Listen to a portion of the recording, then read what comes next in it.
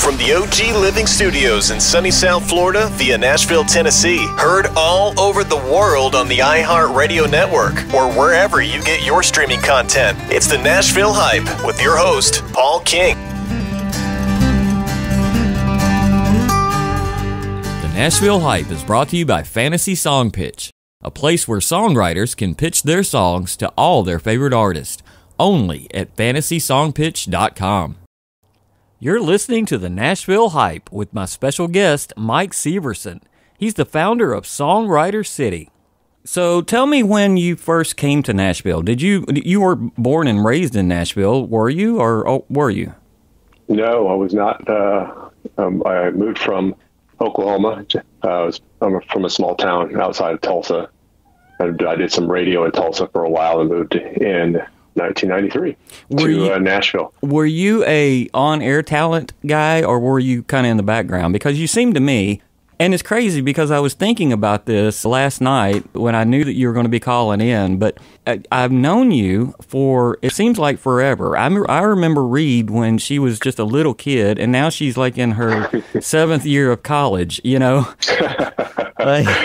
I've known you for a long time, but we've never met and we've never spoken, and so I don't really know, that much about you as a person. In the sense of, I know what you've done in your history, and we're going to talk a lot about that throughout this show. But yeah, you were in the radio. Were you in talent, or were you behind the scenes? Yeah, first of all, it is crazy how long we've known each other, and time flies by so fast. But I was on air in radio, and when I went to Belmont for a while, that's just trying to figure things out, part of my story, but it didn't work out, and I went back to Oklahoma, was a radio, TV, film major, and then got on the air in a small college station, and that's kind of how that started. And then worked my way up, and I ended up on a couple of major country radio stations in Tulsa. But the whole time I wanted to work behind the scenes in Nashville. I wanted to work in the music industry. Yeah. So it was planned. Basically, you had a plan growing up that this is what you were wanting to do, the music industry. Yeah. I mean, it's a process of elimination when you're in school. It's like, math and science, and I don't want to do anything like that. but what do I love to do? And I love doing anything that revolved around. I DJ dances, at the school, and I did the videos for the basketball games and football games, and I loved doing that. And then it's like, oh, I can major in this. Wow, okay, well, let's do that. And then one of the colleges I went to had a radio station, and it's like, well, let's do that. And then it's just a process of what interests me, and then I'd pursue that, and then in the process of that, I'd find something else that interests me, within that. Like at the radio station, we did concert promotion. I was like, oh wow, what's this? Oh yeah. So I just I followed those interests along the way, and it kind of led me here. Okay. Well, you've had an interesting career. I mean, you've worked with a lot of record labels in Nashville, and moving into the city, how did you find the first gig that you got in Nashville? Well, moving here, I did do some studying about who the players were and who the people were and where they worked. And, I had the program, I guess. So I just started calling. And back then that's all we did was call. You couldn't do anything else. You had to call, right?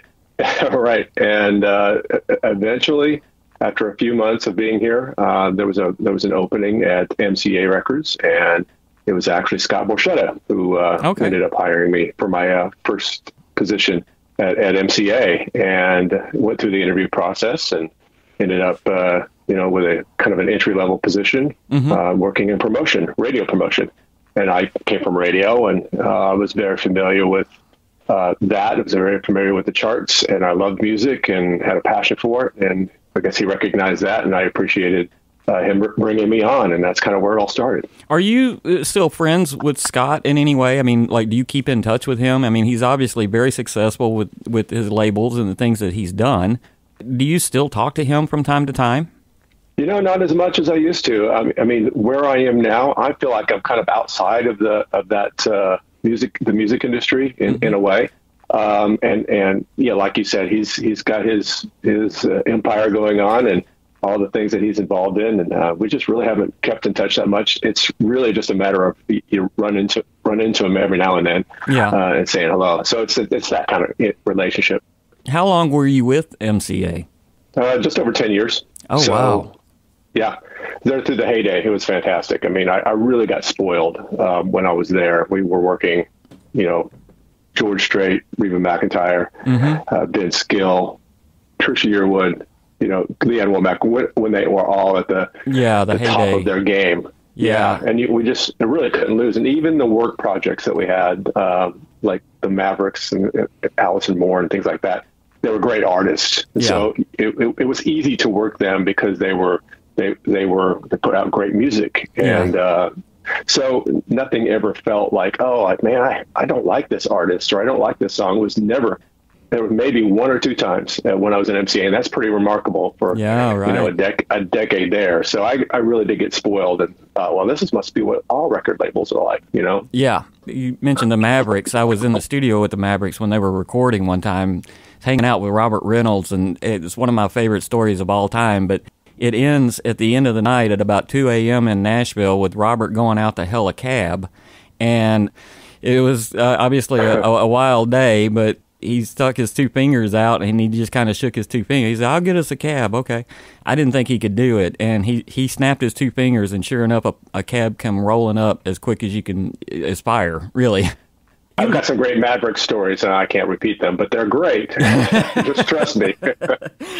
Yeah, I can imagine. Well, Raul, one of the songs, it was, I think the song was Green. It's Green something. I have no idea. I can't recall what it was, but Raul whistled that song into the mic, and I was there when he was doing the whistle part of this song, and it was the most on-pitch, on-key whistle I have ever heard in my entire life. I mean, pretty amazing vocalist, really. I mean, because if you can whistle on key, they say you can sing on key, and obviously he had one of the better voices, and still does, really.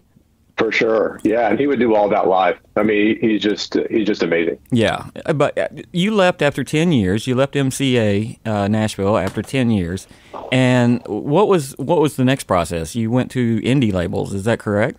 That's right, yeah. Rounder Records, which was another, kind of gotten spoiled situation where I worked with Alison Krauss in Union Station for a year. Yeah. Worked up to radio and worked on the road, with all their shows. And, it's one of those things I never got tired of. You can, some acts you can see once or twice. You're like, okay, I get it. I really don't need to see that again. But right. With Alison Krauss and with the band, it's like every show. You just never got tired of it because it's so fantastic. I've got another story with Allison. She had played the Bridgestone Arena downtown with Robert Plant.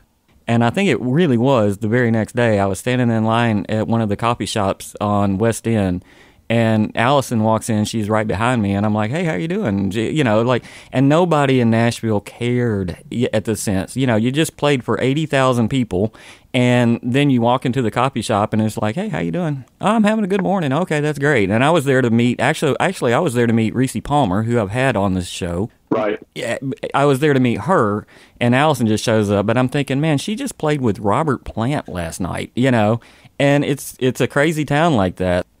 It really is. I mean, you just don't know who you're going to run into in what circumstance, and it's just going to feel normal. Yeah. And I love that about Nashville. Yeah. Still, I've heard TMZ is coming to town. Maybe they already are. Maybe they already have a rep here, but I haven't seen a lot of that yet. But that's what I'm afraid of is going to happen. Is we're going to be like celebrity central, and people aren't going to have the freedom to do kind of what they would normally do. You'd see Reba at the theater or Alison Krauss. I remember sitting like next to a church and really trying to hear her sing, yeah. and just different scenarios. You run into so many different people, and it's not a big deal, right? Yeah, I was telling the story on my personal Facebook that this kid moved in next door. His grandfather lived 4 doors down. His grandfather drove the bus for Johnny Cash. And I ended up spending, when I was like 12 years old, my time sometimes with Johnny Cash. So I grew up with people like that. And, I told the story, we went to Kroger and just grocery shopped. And, Johnny Cash is the biggest star of all time, really. And no one cared. just Johnny picking up some groceries, you know? And so, you know, and that's a rare moment for me as a kid, but, you know, Nashville really used to be that way, and it is scary. I haven't heard that TMZ might be coming to town or is coming to town, but that changes the dynamic of a lot of things if that happens. Well, let's hope that it doesn't happen, because we don't really need that in Nashville. Yeah. You were with Rounder for a little while, and then you moved on and went to Midas. Right. Yeah, I helped launch Midas Records with the team, and the label was open for like 3 years. So I was there from the start to basically when it closed, and that's happened a lot in Nashville, especially around that time. Yeah, November 2005 to October 2008, and this has to be around the time that you and I met, because I launched the Nashville Hype in 2006. I recall doing some things with Midas at the time. Midas was interesting because it was like a label that could. No, absolutely. We had a number one with Emerson Drive, and that was pretty rare for an indie label within the first few years to have a number one. And we had some great acts like Whiskey Falls. I don't know if you remember them or not. I do remember them. Yeah, they were just a great band, and Emerson Drive were just a bunch of great guys, and we had a pretty solid team, and did some really remarkable things within the first few years. But it's just one of those things where they just didn't have the resources, or they didn't have the commitment to work beyond the few years that they were there. And that was also the transition, was still happening from mechanicals and hard copy to streaming, and so they weren't selling any product, because that's what was happening then. You weren't selling product, and that's what a lot of labels were surviving on, is selling, albums and CDs. And then, making that transition was, I guess, beyond the capabilities that they had. Yeah, it was brutal. I'm looking at the artist roster for Midas, and Adam Gregory is on there, and maybe. Yeah, Adam Gregory. I went to his showcase, I guess. It was down below the Grand Ole Opry, the lower part of the Grand Ole Opry. He was Canadian, right? Do I recall that? That's right. Yeah. Yeah, good memory. Yeah, he put on a great show, but I walked out of the studio, and right across in the same parking lot, Taylor Swift was taping the Def Leppard episode that very same night. And I walked outside, and my old roommate, Grant, played guitar for like 5 years with Taylor. And I was like, oh, Taylor's over there? And it was a big buzz around that night. I said, oh, Taylor's over there. Okay, well, maybe Grant is over there. And I ended up going over and hanging out with Def Leppard and all those people. What an interesting time in Nashville back then, It's crazy to think about.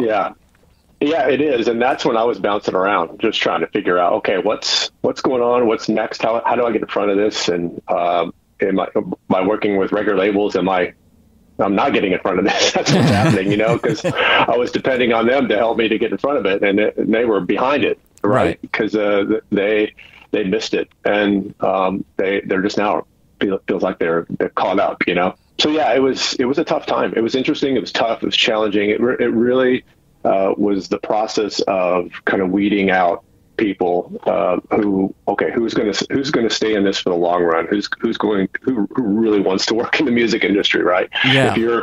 If you're just kind of interested in it, and it's just a job, well, that probably weeded you out, and a lot of people just had to rediscover themselves and their career and what they wanted to do. So yeah, it was very challenging, but at the same time, it was a big growth period that you didn't even realize was happening. It became a challenging environment. There's no question about it. I was talking to Joe Doyle on the show for the last episode, and he was saying that there's like 20%, 25% of the songwriters in town that there was back in the heyday. Yes, I've definitely heard those figures, that we've lost up to 80% of the songwriters that we had probably back in the, in the 90s. And that's mind blowing to think about. And that there are only maybe 300 professional songwriters who have publishing deals now. And there used to be maybe 3,000. Yeah. Something like that. So yeah, it's taken a toll on every part of the industry, and most especially songwriters. What do you think about the way things are going? Nobody sells records anymore. Everybody, it's all streaming. Do you think a new viable label could come around and kind of change the dynamic back? I know record sales, as far as vinyl record sales, sometimes have a pop. I don't know what happens, but people start buying these vinyl records again. Do you think it will ever come around to viability for physical product? I don't know.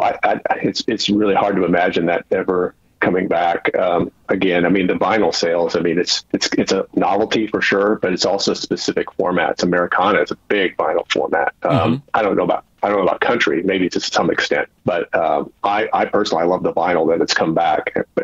And the price point it's crazy how expensive it is, because I guess because they're not making as much of it like it used to be. I have behind me in my office, I have a big crate of old vinyl that I have from the 80s and 90s, some of it 70s, and I love vinyl. But that's I'm in that demo, so younger people buying vinyl, maybe that'll make a comeback. I mean, it could. I could see that happening. I don't see any other format like that making a comeback, because it's not a romantic thing, Right. I like the tactile feeling of picking up an album and reading the cover and the back sleeve and what's going on and who is a part of this. And there's just something about that. When you download something digitally, you can see, okay, this was written by so-and-so or X and so-so. But most of the time, you don't get a chance to do that. When you're looking at an album, it always has the songwriter name on it. And I can't recall the story of how that happened, but somewhere along the way, they started putting writers on the albums. And, there's just something about seeing names.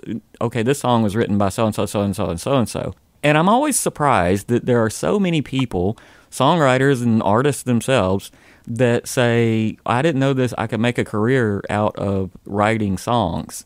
And I think to myself, did you never own a physical album? And right. and it may be the case, because I am 52 years old now. It may be the case that they never grew up with a physical album to see the names that are different than the actual artist that recorded the song. Yeah, I mean, honestly, I think that's part of the evolution for me to even wanting to be in the music industry, having these albums. I worked at record stores too. I worked at Peaches Records. Okay. Tapes and Camelot Music. But back when Peaches, they, selling mostly vinyl. Mm-hmm. And I just spent so much time looking at, like you said, and I purchased my own and look at the songwriters, and it was an experience, that you had. Right. You put on the headphones and you read the lyrics while they're singing, and then you read the liner notes. You see the songwriters, and that's how I understood. Songwriters, and then there's a producer, and they're thanking their manager, and it's like I want to be thanked, in the liner notes. That was kind of the selfish thing, but it was real. It was like I want to be thanked for doing something for this artist, and look how this happens. It's there's a lot of people involved. There's a lot of people that make this happen, and I would have never known that if I wouldn't have read those liner notes and all the copy in the vinyl packages. So I think that has had to have had influence on me to pursue a music industry career. It's crazy. That's the first time I thought of that. Yeah. It's funny because everything about an actual physical album is art. The artwork is art. The liner notes are art. The creative aspect of how they put it together, the story involved, everything about an album is art. And art seems to be missing in a digital age, if that makes any sense at all. Totally. Absolutely. There's no doubt about it. I mean, they just started putting the songwriters on their platforms recently, and for the longest time you couldn't look it up. You didn't know who wrote the songs. Right. But now I think they're starting to populate that a lot more, but it's not the same. Like you said, it is an art and music experience all in one package, and with this it's what is it? It's just a musical product, basically. You left Midas Records and you ended up going to Compassion International. And this is something I talk to all my guests about, but how much does faith play a role in what you have done work-wise and the things that you continue to do? Everything. For me, personally, I've always been a person of faith, and I just think that I'm doing what I'm kind of meant to be doing.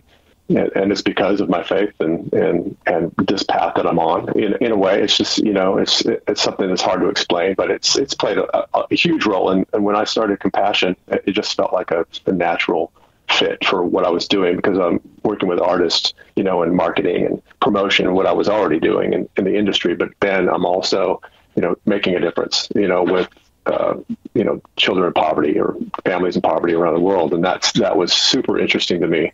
And thought, well, this may be where I'm heading with my career, because it just, those two worlds are coming together. And I thought it was a perfect match. How did that work, Mike? Did Compassion have a label themselves, or did they kind of farm talent from other labels in order to, use them? I don't know. How did that work? In the Christian music industry, they would have a partner with artists that would, talk about the Compassion from stage, whether before or during or after the show, and then have a booth set up. So they try to sign up people to sponsor children around the world. And so the artist would play an influencer role in doing that.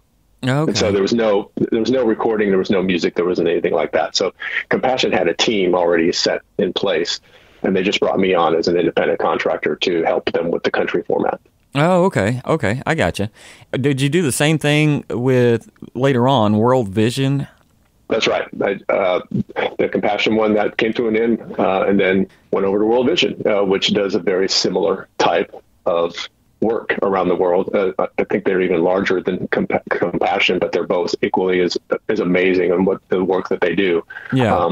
So it was essentially the same thing. They had a team in Nashville even, and I just kind of linked up with them and helped them trying to find artists who would be great fits for what World Vision is trying to do, and trying to reach into the, country format, and then radio, and then eventually to the listeners. I've talked about this on the show with others before as well.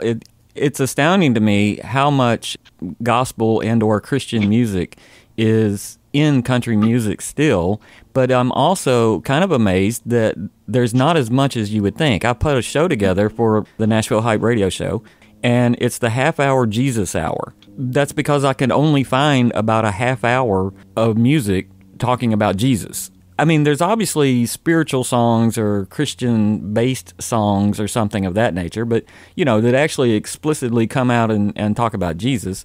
I'm kind of amazed, because it seemed like for a long time that country artists would actually release Christian albums.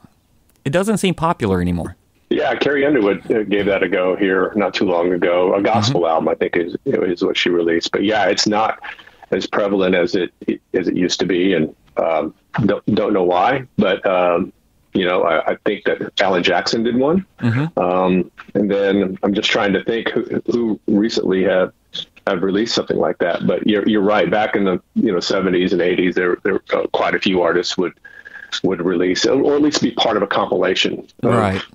Of music, and they'd have theirs on there. So I think that's probably what happens more often than not now, is just compilations, and then an artist would have a song on the album, or whatever. Carrie's "How Great Thou Art," her cover of "How Great Thou Art" is pretty astounding if you've not heard it. Obviously she's got the voice. I was shocked when I heard absolutely. it. Yeah, it's absolutely amazing. You just had some pretty huge news about Songwriter City partnering up with a hotel in Nashville. Tell us about that. Yeah, that was the most recent news that we've had. Is the Four Seasons is coming to Nashville, and they've been under construction for quite a while now. And it's, when the Four Seasons comes to town, that you kind of reach the pinnacle of luxury and destination. And Nashville has been a top destination in this country for, 4 or 5 years now, it seems like. And they cruised through, the pandemic and made it out the other side, and bigger, than ever, and more construction than ever. So I had some friends that I met at the Four Seasons. They came out to a couple of our shows, and we just started a conversation, and they told me that they'd be interested in doing some things with me. And I told them, hey, here's what I'd like to do with you at some point. I'd like to, to entertain guests that you have at your hotel. And I've been trying to do this for a while with some other, hotel properties, but it just never caught on. But they got it right away, and they were like, well, let's talk more about this. It sounds interesting. And so eventually, after, some time that went by, they were like, yeah, we want to do, offer this to our guests who come to town and want a true Nashville experience, because we think there's nothing like this in, for Nashville. And I was like, I agree. I think it's, the ultimate, Nashville experience. And so they put a suite package together where a songwriter could come and play in one of the Four Seasons suites and, tell the stories behind the songs and sing them. And, and then any guests that wanted to expand that, maybe have a songwriter around, 2 or 3 or 4 songwriters. And so we partnered with an art studio here in town, and they offered their space to do this. So you could have a lot of guests, whether it's, people that are here in Nashville visiting, and it's a large group, or a corporate client. And then we could have an actual, songwriter round in their art space with food and drinks and things like that. So just a couple different offerings, very exciting for people that come into town and want to really just have the ultimate Nashville, experience in Music City. And so it's been fun. When I first learned what you were going to do, which is you're going to put songwriters up on a stage and, sell packages around, I personally wasn't sure that it was going to work, but you did something just amazing with it, which is you took it to corporates. Now, it's how many years has it been? 6, 7 years? 6.5 years. Yeah, 6.5 years. It's still going, and it's going stronger than ever. I love the concept of hit writers, because I always have loved, sitting around and listening to how writers came up with their songs and ideas, and, hearing the songs that they've written and things. I didn't know that it would translate outside of the Nashville area. And so I was like, well, I don't know if that's going to work or not, in other places. But man, you really have pulled it together in a sense that there's so many corporations that you've worked with on songwritercity.com website. It's astounding. Yeah. And I mean, when I started this, I had helped put together some charity events in the past with hit songwriters. And you'd see the crowd that they weren't familiar with what it was when they went in. But when they left, you could see the look on their face and hear what they would, what they were talking about. And they were like, well, that's the best thing I've ever seen. And I had no idea that this even existed. And I don't even like country music, but I loved this. So I was hearing a lot of that. And I knew songwriters were, out booking themselves. It's kind of the Wild Wild West is what it was. It just, this songwriters doing it themselves, but at the same time trying to have their career writing and trying to manage that, and rates all over the place. There was just no cohesiveness about it. But I knew that it would work definitely in Nashville. But the public shows, that I wasn't really interested in that, because you could go see a big hit songwriter public show at any time in Nashville. I mean, so many charity events in town, so many, shows at the Bluebird and Listening Room or what have you. But I thought that we could put something really special together, curate it in such a way that these are the best of the best of that type of format. And so in 2016, one of our first big out of town shows was at Grand Ole Opry Studio A. And we had this company come in, and it was their top earners. And so they were coming in from all over the country. And so I had the Warren brothers, Jesse Alexander and Josh Keir. And so these were like my first 4 songwriters that I had partnered with Songwriter City. The Warren brothers being my first 2, because they were really good friends and I'd known them for a long time. And so as the show went on, and the reaction of the crowd, it became really apparent quickly that this is going to work for not just people in Nashville, but people anywhere, around the country. They got it. They loved it. It was, an overwhelming success. And that's when I knew that I was onto something that I wanted to really, follow up on and do and make bigger and get more exposure for these songwriters. Because really, I think they're the most talented people in this town. even more than a recording artist in a lot of respects. I'd rather hear the version of a songwriter like the Warrens or Jesse or Josh than the actual, recording artist singing it themselves. But then you get the story behind the song, and that's what really sold it for these guests and any show that we do now. It's the storytelling behind the song. They flip over it. They just love it because it connects them to a song and music in a way that they hadn't thought of before. And so it takes them by surprise. Yeah. And then it connects them, like I said, in a deeper way to the music, and there's nothing better than that. So, and it's interesting because then they leave and become evangelists from wherever city or town that they travel to next. Oh, I saw this great thing. Do you act as a manager for the songwriters in a sense, or are you're doing booking agent? All of that. I'll wear whatever hat that I need to wear at whatever time that I need to wear it. It's funny that you said that there'd be evangelists, and there are. I mean, from that show that I was talking about, 2016, we're still doing shows for that company in individual markets with their clients. Like, like a person, there are probably 10 people at that show, 10 that work for that company. They booked us in their cities, because they have clients that they want to take care of. They have top clients in their markets. And they're like, this would be great for, to show our clients and to have some, something really cool and compelling and that they have never seen before. So, and we're still getting shows from it. And it's been 6 years later. That's still fantastic. And I think that's the magic of it. And that's what we're looking toward. That's our biggest marketing tool, is people seeing it, and then being able to go, we can do this, and being able to offer it up and make it available and accessible, I think is really super important too. That we take care of all the details. So in that way, I function as a booking agent. I can book it, but then I'm putting it together as a manager and customizing it as a manager, and then I'll go on a lot of the shows and I'll function as a tour manager. So it just depends on what part of it I'm doing. The Warren brothers were the first because you were friends, is what you were saying. How did you find the others?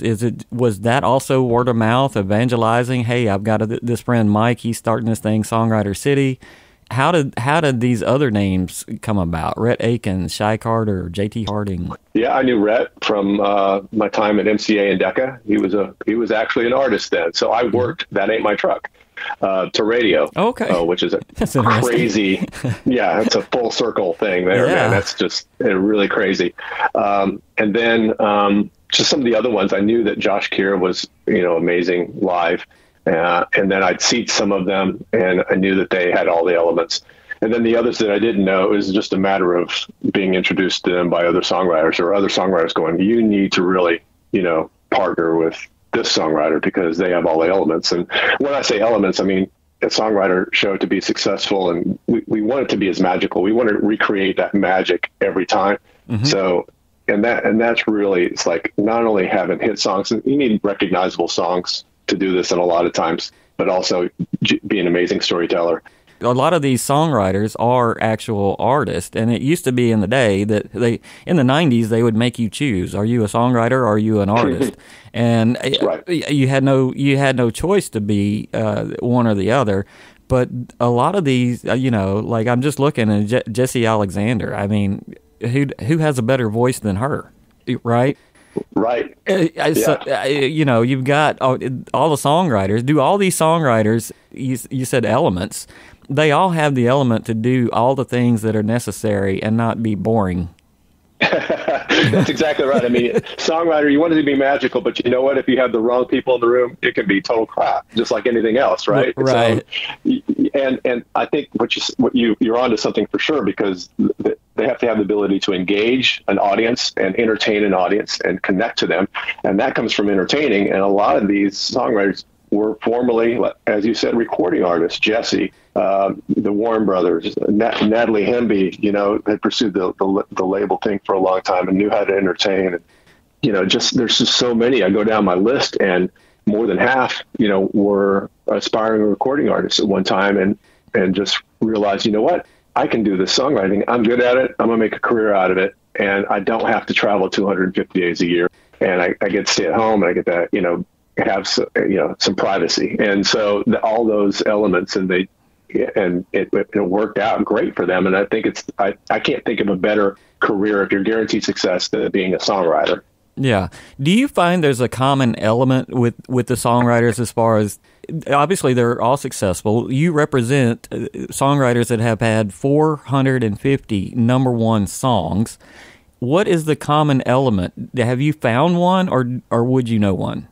Yeah, for sure. I mean, you've heard the expression Nashville is a 10-year town for songwriters. And I think the persistence of a lot of the songwriters hanging in there, like Josh Keir was here for at least 10 years before he had his first, hit. Yeah. It's persistence. It's not giving up. It's doing what you love. I mean, they're basically, this is their passion, and it's what they love to do. And I think that persistence, but at the same time, and that persistence leads you to other people to write with, and finding those common connections and right combinations to write with, I think is very important, because this town is built on co-writes as well. Not many solo writes happen anymore. So it's definitely a community. I think too, Nashville is such a community of artists, and especially with songwriters. Yeah, it's a great community. So and I think that if you are nice, if you have a great attitude and you're persistent and you're good at your craft, I mean, eventually good things are going to happen. It's just it's tough right now, because if you want to make a living at being a songwriter, you have to have radio, involved in that equation. It's not mechanicals anymore. Back in the day, like we were talking about, you could make a great living as a songwriter just having album cuts on a record. But those days are long gone, and so it's the radio is it. And if you don't have a radio hit or something like that, then it's a tough road. It's not like it was in the 90s. I mean, we were talking earlier about you picked up the phone and you just called and you called and you called. It used to be pretty open door back in the 90s. And now you need an attorney, a manager, a label, you need a 30-person team, it seems, just to open one door for you. I don't know. It's just, I don't know if you found that or not, or the writers that you have. I mean, obviously I would think, I'm looking at Paul Overstreet, great songwriter, great artist too, right, by the way. I imagine he can pick up the phone and call anyone. Can you do that? Are you in a position right now, Mike, that you can just pick up the phone and call someone? Not anybody, no. Well, it's funny because I'm still kind of in the music industry, but I'm not in the industry like I used to be, like in the record labels and management world and things like that. That's kind of separate from what I do. Yeah, I'm not in that day-to-day process. So a lot of those relationships have kind of disappeared. If you're not in the game, that some of those relationships are based on, right, you being in the same business, and what can I do for you and what can you do for me? Right. And those relationships disappear. But yeah, there are plenty of people I can still call and that I developed true, friendly relationships with that kind of surpass any business type of thing. But with this, I'm more on the event side, I'm or venues or clients, like corporate clients. That's where I spend most of my time. Mm-hmm. With the music industry, obviously I've got to stay tuned with, what's happening on the charts and songwriters and, what's going on with each of the songwriters and what kind of cuts do they have and what singles do they have and things like that. And paying attention to what songwriters are on the rise and going to see a new songwriter that I heard about. That's kind of where I live now. Yeah. But for the most part, it's really just trying to have relationships with who can book these songwriters, and that's kind of where I'm on the phone most with lately, are those type of clients and business professionals. Do you take a certain amount of hours each day to work on Songwriter City, or is it 24/7 fully encompassing? Fully, I'm fully on board. At first it was, it wasn't as full time. It was more part time. It actually started off as kind of almost a side hustle, and then that show that I was speaking about a while ago, that's when I realized, I'm in all the way and devoted myself full time to this. And now it's at the point where, yeah, it's a lot of work, but I'm enjoying the heck out of it. And, there's nothing else I want to do. I think this is worth it. It's fun to show off these songwriters and their talents and what they do and the stories. I never get tired of going to any show. I've seen so many of these that I can tell you what they're going to say a lot of times, but I never get tired of hearing the stories and the authenticity that happens, and those moments that take you by surprise, and it still happens, to this day. So yeah, I'm super excited to be doing this. Did you all in? Yeah. How many shows did you do the first year compared to, let's say, I don't know, last year was a good year or the year before because of certain things, but how many shows are you doing each year? Like my first full year in 2017, I think we had like 40 shows or something like that, or 30. Something like that. And then the next year we doubled that easily, and it's like 60 or 70 shows. And then this year we're going to be more on the line of over 100, 110 shows. Wow. So you're definitely busy. I think that's what we're heading. Yeah, you're definitely busy. You're not a songwriter. This is the most interesting thing to me. At the end of the day, you spent your time in record promotion and marketing and on the business side, and you have to be creative in some way in order to even do those kinds of things, because that is an art in itself, but you don't write songs. No, I don't. I mean, it was interesting to me. The performance side was always interesting. I tried to pick up a guitar and learn guitar and piano and all that. It just didn't come naturally. And I thought, well, if it's not coming naturally, then forget it. Just, because I know what I'm up against if I'm trying to do this. But it's probably a good thing that I don't play and I don't sing, because I would be probably pursuing that side of it. But I mean, even from when I was in high school and college, I was making my top 10, songs of the week. I was making my own charts. I was, designing little concert stages and lights and stuff. And that's what I liked. I always liked the behind the scenes and helping others achieve their goals so I could achieve mine.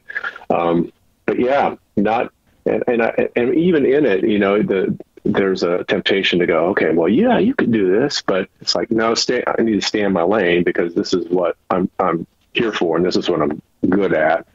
Trying to do too much, like doing something that's not in my lane, that's going to ruin kind of where I'm at. That's amazing. Currently. Yeah, that's amazing. So, yeah. Yeah, Joe Doyle was saying that his song plugger, and I can't recall the song plugger's name, was great at titles. Like, he would be having a conversation with the song plugger would say something, and all of a sudden the song plugger got 10-20% of the song because Joe would use it. Has that ever happened to you? It should have, but no, it hasn't happened. I think if there's one thing that I think that I could do is ideas. I think that I've always been pretty solid with ideas, especially with whatever it is. And I think songwriting that's where I would plug in. If I did anything like that, it would be ideas. Yeah. But I've always had an ear for music, and obviously a love for music, but kind of an ear for it.